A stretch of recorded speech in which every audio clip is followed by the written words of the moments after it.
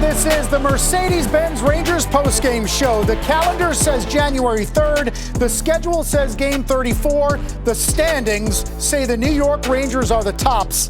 Fans filing out of Madison Square Garden after the culmination of a tremendous trio of games from the Rangers. Tonight, 4-1 the final over the Edmonton Oilers at the Garden. Welcome inside our Delta MSG studios, everyone. John Giannone alongside Dave Maloney, the undefeated Dave Maloney studio analyst, by the way, after those 3 straight wins. Steve, take your time getting back. Steve who?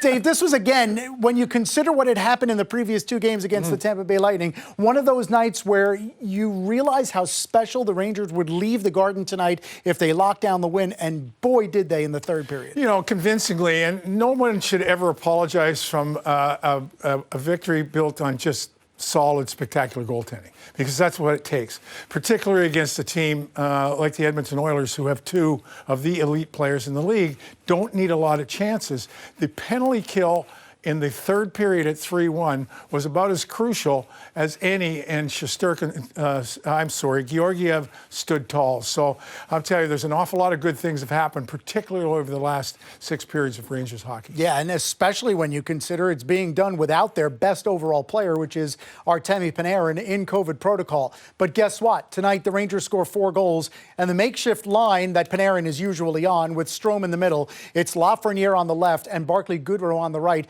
Of the 4 goals that the Rangers scored tonight, 3 were scored by that line, and it was begun by Alexis Lafreniere less than 6 minutes in. Well, it really was. We talked about it in the pregame show, right? About I'm just not sure anybody would have put these threesome together and get what they got. The play here is Strome hard on the puck. He went hard on the puck, Lafreniere right in the right spot, goalie gaff. But if Strome doesn't get there, Koskinen gets there. This is just a great job by Strome on the puck, and Lafreniere right away recognizes. Now, I love this one. 4 Rangers head up ice, right? But Lafreniere has the presence to find the 4th one on the outside lane, and that's going to be Goodrow, right? Head up, looks, feathers it through the defensive coverage, and Goodrow just right to the back of the net. And now we're going to look at here in the third period. This is going to be Strome. He's going to join the party. And a little bit like Zibanejad the other night, you know what? If you get it to the net, a lot of times good things happen. The worst thing is the goalie's going to have to make a save. This will go off the Edmonton defender into the back of the net, and Ryan Strome. So that line combined for 7 points, and we're plus 15 on the night. So that's a really good job from a threesome that was put together because Panarin was out. Good job to the coaches again for some elixir or magic potion, or whatever they're mixing it up. Keep on mixing it, boys. It's working.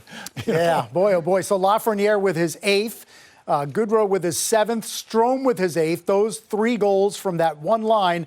The other goal was scored on the power play. It was scored in the third period, and it came from Chris Kreider, who now has 12 power play goals and 20 goals in all on the season. And it was really spearheaded by a 51-second spell inside Edmonton's zone during the power play, and some genius that only a fellow defenseman can appreciate. No, he plays it at a whole different level than I had the opportunity to play. I'm telling you, it's all the thought. It is uncanny what a great job he does solo, keeping the puck in and then making a play, right?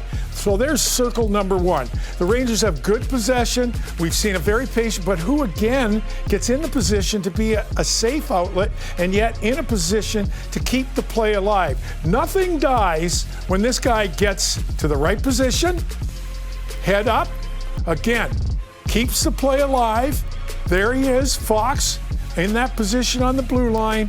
Go again. That allows the forwards to circle. This one is particularly mind-boggling.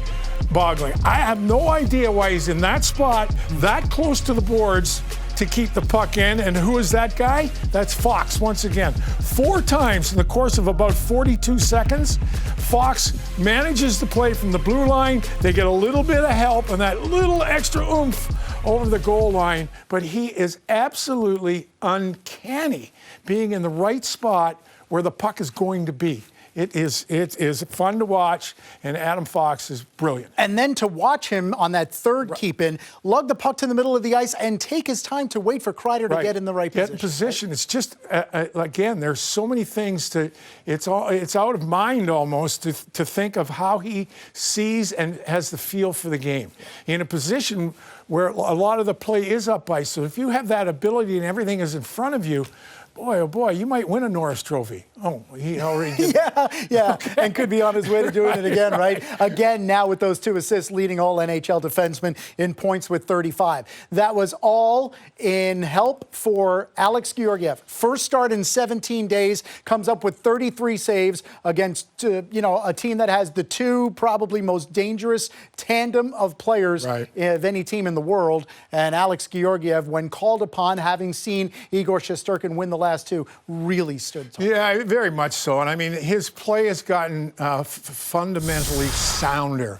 The pucks, he seems to track the pucks in a good position, gets a break there off the stick. This leads, again, McDavid's first touch of the puck in the first period. He has to make a save off of Puljujarvi. Follows it here, just really good. Once again, when you're in control in the back end, you've always liked the composure. That one kind of rolled up his arm.